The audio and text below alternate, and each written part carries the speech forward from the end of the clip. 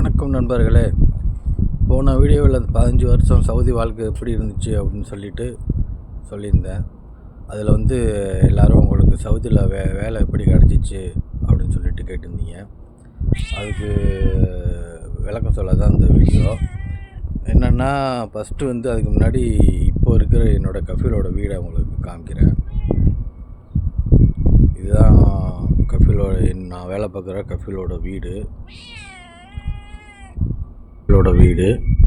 இது வெளி சைடு.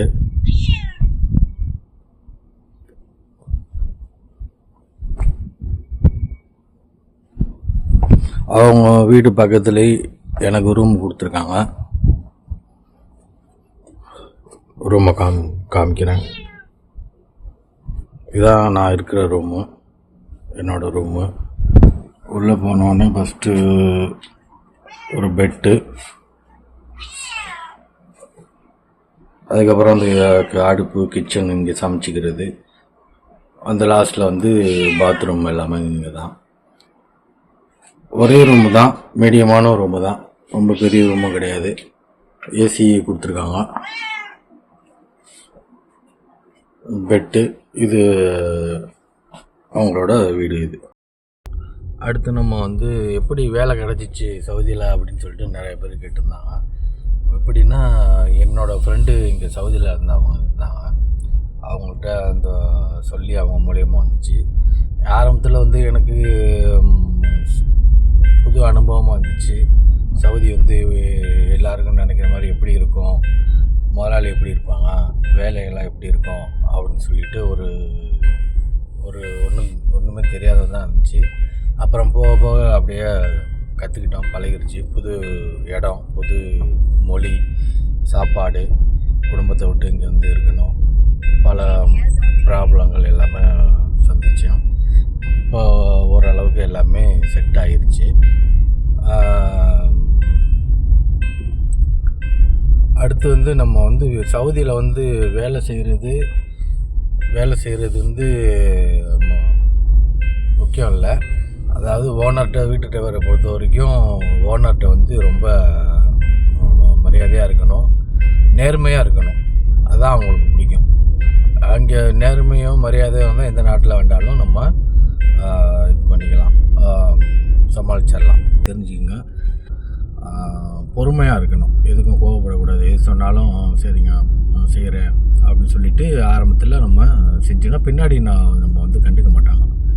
நம்ம அவன் ஒரு வேலை சொல்கிறாங்கன்னா தெரிஞ்சால் செய்ய வேண்டியதுதான். உங்களுக்கு தெரியாத வேலைனாலும் இப்படி செய்யுங்க அப்படி செய்யுங்கன்னு சொல்லிட்டு சொல்லி தருவாங்க. அதே மாதிரி அரபி தெரியலனாலும் பயப்பட தேவை கிடையாது. சவுதி அவங்க லேடி அதாவது கஃபீல்னா முதலாளி, அவங்களோட நமக்கு அதிகமான டச்சப்போ இது மாதிரி இருக்காது. நம்ம அந்த பிள்ளைங்க, மேடம், இவங்கள தான் நம்ம கூட இருப்பாங்க. நம்ம டியூட்டி அவங்களுக்கு தான் இருக்கும். அப்படிங்கும்போது நம்ம அவங்கள்ட்ட ரொம்ப மரியாதையும் நேர்மை. ஊரில் போகிறது மாறி இருக்கும். அதே மாதிரி போகிறது ரைட் சைடில் தான் நம்ம போகணும். சவுதியை பொறுத்த வரைக்கும் ரைட் சைடில் போகணும். வர்றது லெஃப்ட் சைடு. ஓகே, இப்போ இங்கே பாருங்கள், இது டபுள் ரோடு. அங்கிட்ட ஒரு ரோடு இருக்குது பார்த்தீங்களா. இப்போ நான் போயிட்டு புது ஏரியா அப்படிங்கிறனால வீடு எல்லாம் அதிகமாக இல்லை.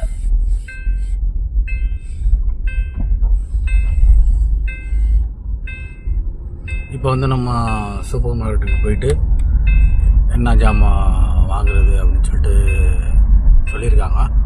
ஜாமானை வாங்கிட்டு உங்களுக்கு நான் சொல்கிறேன். இப்படி தான் சவுதியில் என்ன எப்படி இருக்கும் வேலையெல்லாம், டிரைவர் வேலை பொறுத்த வரைக்கும் எப்படி இருக்கும், என்ன ஏது அப்படின்னு சொல்லிட்டு நிறைய பேர் கேட்டிருந்தாங்க. எப்படின்னா இது மாதிரி தான் ஜாமான் வாங்கிட்டு வர சொல்லுவாங்க பக்கத்தில். அவங்க சமயத்தில் அப்போ பணம் கொடுத்துருவாங்க. அப்படி இல்லைன்னா அவங்க யூஸ் பண்ணுற ஏடிஎம் கார்டு கொடுத்துருவாங்க. அப்போ எனக்கு ஏடிஎம் அவங்களோட ஏடிஎம் கார்டை கொடுத்துட்டாங்க எனக்கு. அவங்க சொல்கிற ஜாமானை நம்ம அங்கங்கே போயிட்டு நம்ம வாங்கி கொடுக்கணும்.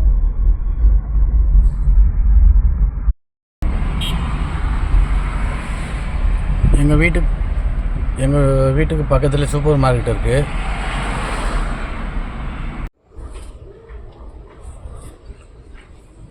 இப்போ வந்து நம்ம சூப்பர் மார்க்கெட்டுக்குள்ளே வந்தாச்சு. இப்போ என்ன வாங்கிட்டு வர சொன்னாங்கன்னா, இங்கே வந்து இந்த டவுனின்னு சொல்லிட்டு இருக்குது பார்த்தீங்களா, இந்த கேனில். இது வந்து என்னென்னா, அந்த துணிங்கெல்லாம் நம்ம துவைச்சிட்டு திருப்பி நம்ம அந்த இது ஊற்றி, இந்த டவுனி இந்த இதை ஊற்றி லாஸ்ட்டாக அலசி இது பண்ணோன்னா துணிகள் வாடையாக நல்லா சும்மா நல்லாயிருக்கும். இதோட ரேட் வந்து என்னென்னு பார்த்தீங்கன்னா 27.95 ரியால், சவுதி ரியாலுக்கு. நம்ம ஊர் காசுக்கு ஒரு 350 ரூபாய்க்கு மேலே வருது. இதை எடுத்துக்குவோம். நம்ம எடுத்தாச்சு. சூப்பர் மார்க்கெட் வந்து உள்ளே வந்தாச்சு. இது வந்து நம்ம உள்ளே என்ன வேண்டாலும் நம்ம வாங்கிக்கலாம். நமக்கு தேவையானது எல்லாமே இங்கே இருக்கும். சவுதி சூப்பர் மார்க்கெட் உள்ள தனுப் அப்படின்னு சொல்லிட்டு ஒரு சூப்பர் மார்க்கெட்டு. நமக்கு என்னென்ன தேவையோ தேவையானது எல்லாமே இங்கே நமக்கு கிடைக்கும். மொத்தமாக ஒரே இடத்துல எல்லாமே வாங்கிக்கலாம். வீட்டுக்கு தேவையானது மொத்தமாக வேறு வீட்டுக்கு சமையலுக்கு தேவையானது, காய்கறிகள், மீன், முட்டை என்ன வேண்டாலும் இந்த ஒரே மார்க்கெட்டில் நம்ம வாங்கிக்கலாம். இது மாதிரி தான் நான் நண்பர்களே ஒவ்வொரு வேலையை சொல்லுவாங்க. சொல்கிற வேலையை நம்ம செய்யணும். இதுதான் சவுதியில் உள்ள வேலை. அப்படி ஒன்றும் வந்து கஷ்டமான வேலையெல்லாம் இருக்காது.